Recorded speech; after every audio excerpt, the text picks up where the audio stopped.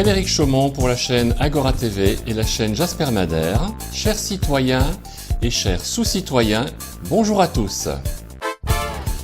Voici les différents sujets qui seront abordés sur cette vidéo. La campagne d'affichage sur le Covid-19 est programmée depuis bien longtemps. Qui oserait encore dire que toute cette comédie n'était pas minutieusement préparée et préméditée? Le pass sanitaire, la plus grande monstruosité qu'un gouvernement ait pu imposer à sa population. Nous allons faire le point dans quelques instants. Mais tout de suite, le discours du dictateur covidiste Macron ne s'arrange pas.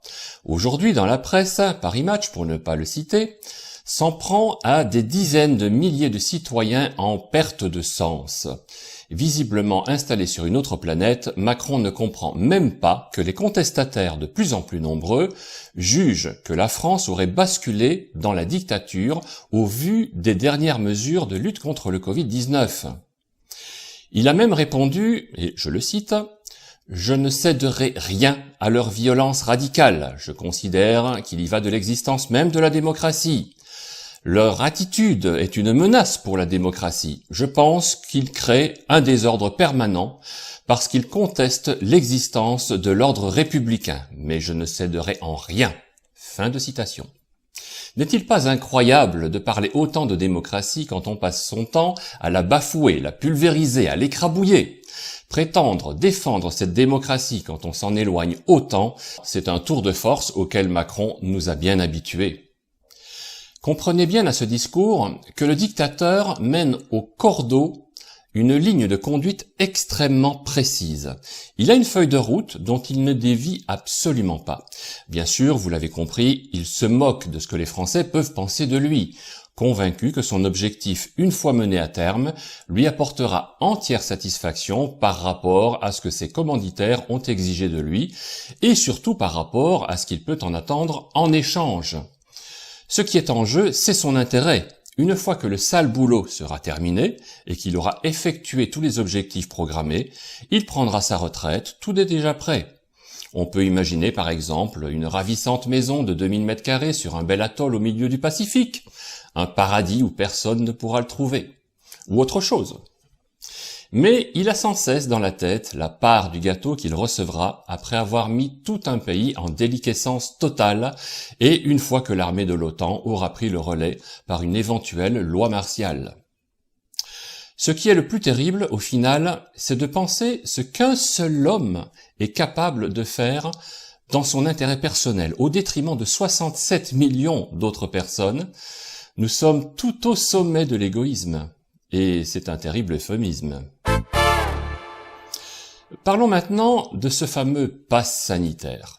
Cette abomination, cette règle votée au forceps avec un pistolet sur la tempe des parlementaires, cette règle qui piétine une multitude de lois ou de conventions nationales ou internationales, cette règle qui est planifiée depuis des années, qui le sait?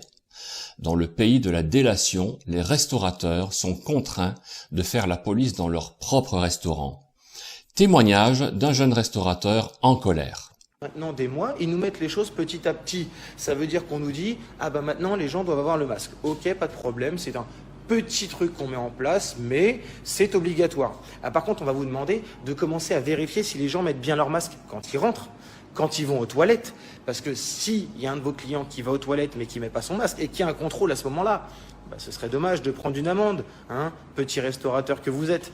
Et maintenant, on nous dit, depuis un mois, mettez un QR code à l'entrée avec le cahier. Donc en fait, maintenant, il faut que je regarde si la personne elle met son masque quand elle va aux toilettes. Il faut que je regarde maintenant si la personne elle scanne bien le QR code à l'entrée de l'établissement ou qu'elle met bien son nom sur le registre de l'établissement pour indiquer sa présence dans le restaurant.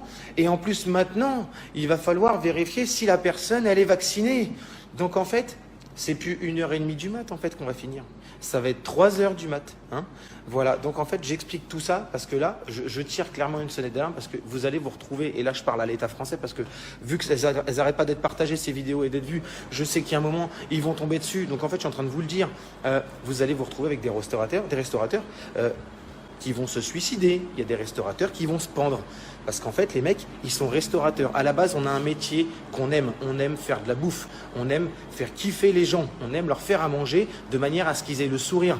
On aime aller voir nos clients en fin de service, leur demander si ça a été et qu'ils nous disent « mais effectivement, c'était exceptionnel ». Comment voulez-vous ne pas devenir fou avec tout ce que le gouvernement impose aux innocents restaurateurs? Et là aussi, il est temps de mettre quelques petites choses au point. Si ce restaurateur avait accepté de jouer la police pour le gouvernement, il se serait mis en tort et il se serait rendu coupable du délit de discrimination. Reportez-vous à l'article 255.1 du Code de procédure pénale qui dit clairement ceci. Constitue une discrimination toute distinction opérée entre les personnes physiques ou morales sur le fondement de leur état de santé, entre autres. Et là, nous parlons bien de la santé du client, puisque l'on cherche à savoir s'il est vacciné ou pas, ce qui relève aussi du secret médical. Le restaurateur va donc vérifier cette information de santé qui est confidentielle pour ensuite le discriminer et décider de l'accepter ou pas dans son établissement. La discrimination est donc bien établie. Le client est en droit de faire intervenir la police et pourra même, s'il le veut, brandir l'article 255.1 du Code de procédure pénale qui pourrait soumettre le contrevenant à une peine allant jusqu'à 3 années de prison et une amende allant jusqu'à 45 000 €. En outre, le restaurateur qui contrôle l'identité du client enfreint également la règle de l'article 78.1 du Code de procédure pénale qui réserve le contrôle d'identité aux seuls officiers de police ou de gendarmerie ou leurs adjoints. On vous refuse l'entrée d'un restaurant car vous n'avez pas votre passe sanitaire? Alors notez l'identité de celui qui vous empêche d'entrer et appelez la police ou la gendarmerie. Je m'adresse enfin aux restaurateurs qui écoutent cette nouvelle directive du gouvernement. Ce n'est pas parce qu'on vous demande d'effectuer un acte hors la loi que vous devez obéir bêtement et donc devenir complice de ce gouvernement voyou. Je le rappelle une fois de plus, pour contrer les actes illégaux et immoraux du gouvernement, pour contrer ce scandaleux pass sanitaire, 2 mots seulement. Boycott, désobéissance.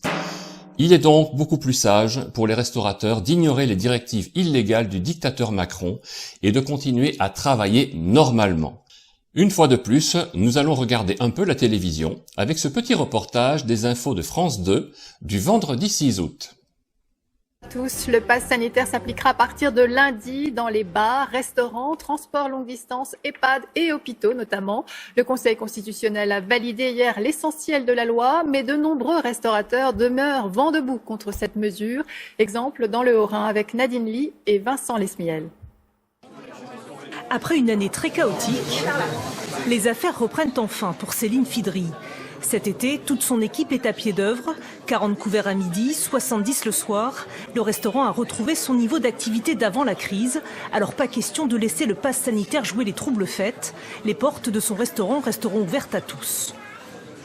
On accueille tout le monde et voilà, je pense que c'est pas à nous ni de décider ni de contrôler qui peut venir au restaurant ou qui ne peut pas. Mais au risque de vous mettre hors la loi ? Ouais, en sachant que la loi n'est pas forcément claire non plus là-dessus. La restauratrice entend jouer la montre et miser sur le flou qui ne manquera pas d'accompagner la mise en œuvre des contrôles. Mais certains vont plus loin. Pour Raouf Bakouche, la messe est dite. Pas de passe sanitaire chez lui, le restaurateur préfère mettre la clé sous la porte. Je ferme le restaurant. 1, tout d'abord, je ne veux pas faire le gendarme. 2, je suis sûr et certain, et je le vois maintenant, j'ai une baisse de fréquentation sans le pass. Avec le pass, il va y avoir encore une baisse de fréquentation. Donc, à quoi ça sert que je continue à travailler pour payer l'État qui, lui-même, est en train de me charger pour payer mes impôts, etc. La bonne attitude, vous l'avez compris, c'est d'ignorer l'existence de ce pass sanitaire, qui est une véritable honte pour un pays. Personne ne peut ni ne doit accepter un tel mode de vie à cause d'un misérable virus. Aucune loi n'oblige le citoyen à être stupide et obéissant à des règles totalement iniques et saugrenues. Je rappelle à ce propos le droit naturel et imprescriptible de l'homme qui est le droit de résistance à l'oppression. On est complètement dans le sujet. Le pass sanitaire est une ineptie qui doit être complètement ignorée et les conséquences qui en découleront dépendront surtout de la situation globale qui évolue très fortement en ce moment. Les paroles s'envolent, les écrits restent, les vidéos restent aussi. Et je veux aussi être clair, je ne rendrai pas la vaccination obligatoire. En dépit de ce gros mensonge du dictateur, voici ce qui est réellement prévu. La vaccination sera obligatoire pour les professionnels médicaux et paramédicaux qui exercent en libéral ou dans les hôpitaux, les cliniques, les EHPAD et les maisons de retraite, ainsi que les professionnels étudiants ou élèves qui travaillent dans ces locaux. Également les professionnels en contact avec des personnes vulnérables, comme les pompiers, les ambulanciers, et on n'en restera certainement pas là. En effet, tout est prévu depuis si longtemps. Vous avez tous vu cette affichette qui vous explique comment vous procurer un pass sanitaire. Une affichette qui a été conçue le 20 janvier 2020. Et oui, ils avaient déjà tout programmé, comme les 50 futures vagues épidémiques qui sont sûrement déjà prévues. Concernant cette affichette, une réédition permet de constater une petite variante dans la version du 13 juillet 2021. En dehors de ça, aucun changement de programme. Et j'insiste sur le mot « programme ». Pour finir avec cette vidéo, je voudrais rappeler que nous avons souvent parlé dans nos précédentes vidéos de la victoire de Donald Trump aux élections du mois de décembre 2020. Oui, j'ai bien dit Trump et pas Biden. Certaines personnes ne nous avaient pas pris au sérieux. Nous sommes des complotistes, je le sais. Et pourtant, cette victoire va très bientôt se confirmer, et cela ne sera que bon pour la France et pour bien d'autres pays. C'est un effet domino qui fera chuter l'État profond et le nouvel ordre mondial. Nous allons devoir passer des caps difficiles pour le basculement monétaire inévitable. Il faudra par prudence prévoir quelques réserves alimentaires non périssables et aussi éviter de boire l'eau du robinet qui pourrait éventuellement être contaminée. Ils sont prêts à tout. Ils nous l'ont déjà prouvé maintes et maintes fois. Ne l'oubliez pas. Prévoyez aussi des réserves d'eau ou des filtres pour rendre l'eau potable.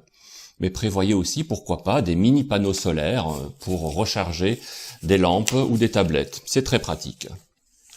Comme le dit si bien un certain Macron, nous sommes en guerre, mais nous sommes en guerre contre lui et tous ses supérieurs. Chers citoyens et chers sous-citoyens, je vous dis à très bientôt.